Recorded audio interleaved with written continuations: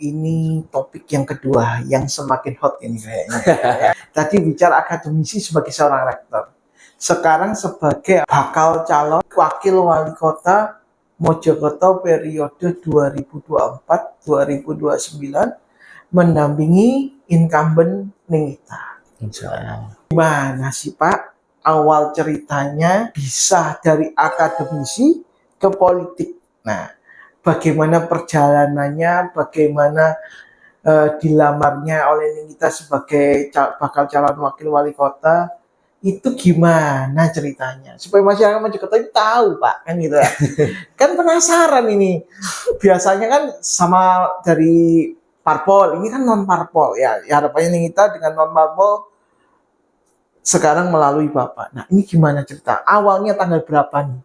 Tanggalnya, Tetapi yang saya ingat kondisi kemarin itu saya sedang dalam kondisi berduka. Gitu, karena tidak sampai 1 tahun 2 kakak saya meninggal. Waduh. Itu Mas Dani namanya itu meninggal bulan November akhir 2023. Kemudian kakak saya ini tanggal berapa ya? Juni waktu itu. Juli. Sehingga sudah 7 harinya. Terus kemudian ke-8, ke-9 saya menemui Syekh Fadil ketika itu, cucu ke-25 Syekh Qadir Jailani. Sempat taziah ke rumah kakak, saya diminta untuk mendampingi para ponakan, saya ikut ke sana beserta ibu dan istri ketika itu. Sepulang dari pertemuan dengan Syekh Fadil, saya mendapat telepon dari seorang teman saya.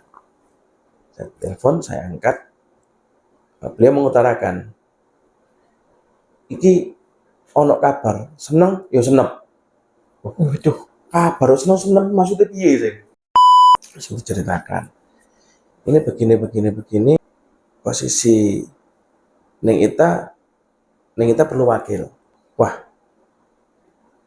saya ini harus bicara dulu, harus rembuk dulu dengan keluarga. Dan juga saya harus menyesuaikan dengan pekerjaannya sekarang. Karena ini persiapan saya untuk transformasi jilid 2. Ini pasti saya akan sibuk. Kayaknya sih kok nggak mungkin. Sempat saya tolak. Terus yang kedua, saya sempat dihubungi lagi. Gimana? Gini. Wes, gini aja wes. Melalui teman satu angkatan. Saya ditelepon. Anggap aku telepon iki duduk sebagai koncomu. Anggap aku telepon sebagai dulurmu. Iki apa maneh? Ngene lho, dulurku pengen tidak punya potensi apapun, tidak punya kepentingan apapun, hanya ingin kamu punya manfaat lebih luas pada masyarakat di Mojokerto. Kamu pikir ulang itu, menolak. Enggak, orientasi saya kan ke wasiat bapak saya, ini harus dibenahi, harus dimajukan, dan syukur kalau bisa dibesarkan. Terus, kok bengi mau macam biru? Nanti malam kamu ada di rumah jam berapa? Waktu itu saya mau perjalanan ke Surabaya, ada urusan apa saya lupa. Ya wis lah, nanti malam, ya wis. Beliau juga salah satu birokrat juga. Jadi teman-teman saya dulu banyak yang sudah jadi orang sekarang. Begitu malam mereka datang. Wah, berapa orang itu Pak yang datang? 3 orang perwakilan angkatan. Mereka itu bisa pakai batik rapi-rapi. Saya jadi, ini ngapain ya Anda pakai batik ke sini? Kemudian mereka mengutarakan maksudnya ingin bertemu dengan ibu. Setelah ketemu dengan ibu, dibicarakanlah soal itu. Terus ibu bilang, iyalah nanti saya istirahat dulu. Terus kita ngobrol yang lain. Nostalgia soal waktu kita masih ada di base camp dulu. Kan ada ibu juga waktu itu. Tanya kabar. Sampai mereka pulang. 2 hari kemudian, saya memutuskan untuk menghubungi. Saya telepon, tidak diangkat oleh teman saya, akhirnya saya WA. Isi WA itu intinya, saya mengatakan, dalam posisi ini saya tidak mungkin meninggalkan Unim. Karena saya harus masih mengejar kepangkatan, dan Unim harus dipimpin oleh seorang guru besar, seperti ketika Bapak dulu memimpin. Mas saya bilang, ya sudah, saya menghargai keputusanmu. Oke, selesai. Terus kemudian tidak berselang lama dari pihak Neng Ita sendiri menghubungi saya. Japri, Siapa itu, ayo? adalah. Terus kemudian beliau minta waktu untuk telepon. Akhirnya kita sambung telepon. Beliau banyak cerita sih yang saya mungkin tidak perlu cerita di sini karena panjang. Saya juga lupa. Tapi sudah kenal sebelumnya dengan sosok ini? Sudah. Intinya terakhir dari semua pembicaraan berujung pada apakah bisa kami diberi waktu untuk bersilaturahmi ke ibu.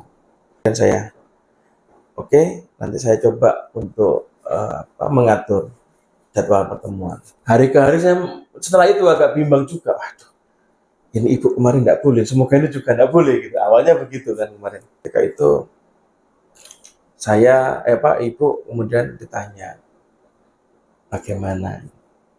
Ibu awalnya bilang ini Unim bagaimana begini. Terus saya tanya ke ibu waktu itu dengan posisi saya berserah kepada Allah. Kalau saya milih, saya tetap di sini karena saya harus menggantikan Bapak sebagai guru besar. Meninggalnya dua saudara saya otomatis menambah berat di pundak saya. Seluruh wasiat Bapak yang didistribusikan itu kan kalau belum terwujud kan menjadi wasiat yang harus diwujudkan. Kalau bisa memilih, saya sebetulnya lebih memilih tetap menjadi dosen, tetap bersama dengan anak-anak, menggembleng anak-anak agar bisa menjadi lebih baik ke depannya. Tetapi jika engkau berkehendak lain, saya akan ikut kemana engkau menggerakkan. Apapun yang menjadi restu dari ibu, saya akan gerak. Apakah di sini, apakah di sana. Kalau memang ibu merestui saya berangkat berdampingan dengan Mbak Ita, maka tugas saya segera harus menyelesaikan seluruh PR-PR saya dulu. Urusan transformasi, urusan pemilihan rektor sementara, karena jabatan saya juga mau habis ini. Jabatan saya September besok sudah habis. Saya harap masuk juga itu. Semoga ini. Ibu harapannya, ya kalau memang itu bisa memberi manfaat bagi masyarakat yang lebih luas, silahkan. Saya titipkan anak saya. Waduh.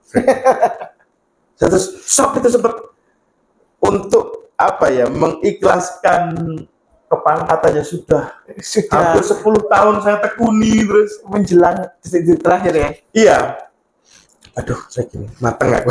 Terus setelah disebutkan itu gimana itu? Waktu itu Saya gimana? mencoba, selama 2 hari itu saya mencoba merenung, ini gimana. Terus istri tetap mendorong saya, istri nampingi saya terus. Saat ibu ngomong seperti itu, reaksi kita gimana waktu itu? Reaksi kita langsung begini, loh mas, terus tak omong wis oleh gitu. Waduh.